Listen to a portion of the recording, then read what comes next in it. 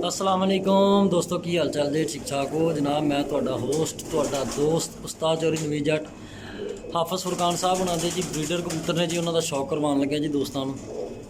ਮੈਂ ਅੱਜ ਉਹਨਾਂ ਦੀ ਛੱਤ ਤੇ ਆਇਆ ਸੀ ਜੀ। ਮੈਂ ਕਿਹਾ ਹਾਫਿਜ਼ ਸਾਹਿਬ ਉਹਨਾਂ ਦੇ ਪਰਿੰਦਿਆਂ ਦਾ ਸ਼ੌਕ ਕਰਾਈਏ ਦੋਸਤਾਂ ਨੂੰ।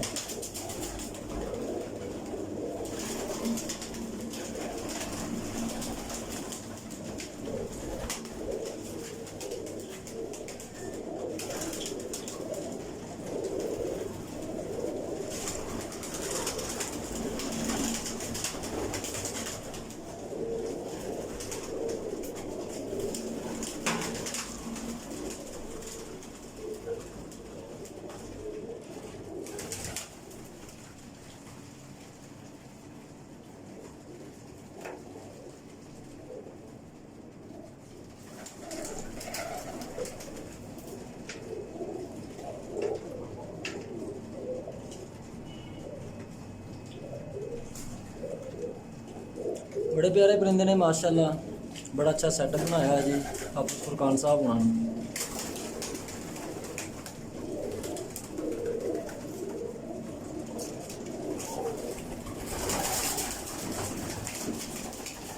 पिंजरियां का सैटअप है जी।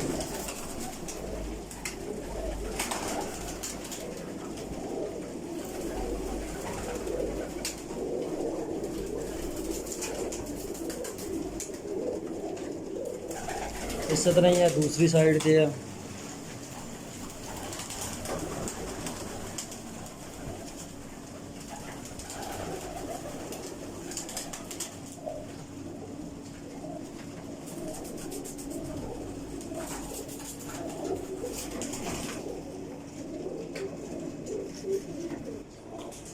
तो जी है दूसरे खुडे च दूसरा सैटअप है जी हाफिज़ फुरकान साहब उन्होंने, जिन्हों के टैडी मोतियां वाले फकीर गुल क्रैश ब्रीड सारे तकरीबन माशाल्लाह कबूतर जोड़े हाफिज़ फुरकान साहब उन्होंने तुम देख सकते हो। इन्होंने शर्मीले कबूतर भी शामिल ने। कबूतर ने दाना शाना खादा है, पानी शानी पीता है, इस करके कोई भी कबूतर नहीं पकड़ के तुहानू शौक करवा सकते। नैक्सट टाइम आवांगे इंशाल्लाह तो तुहानू अच्छे कबूतरों का जोड़ा पकड़ के उन्होंने पर उन्होंने अखां का पंजियां का हर चीज़ का कोशिश करांगे, तुहानू शौक करावांगे इंशाल्लाह।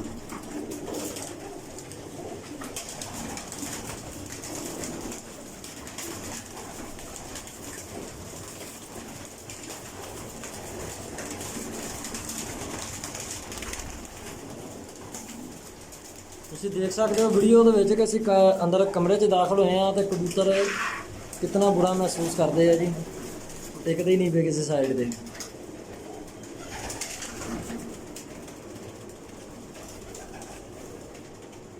सैटअप इधर भी उस तरह ही है सेम जिस तरह पहले तुहानू दिखाया दूसरे कमरे के विच, इधर भी सेम वही सैटअप है, तुसीं ये देख सकते हो।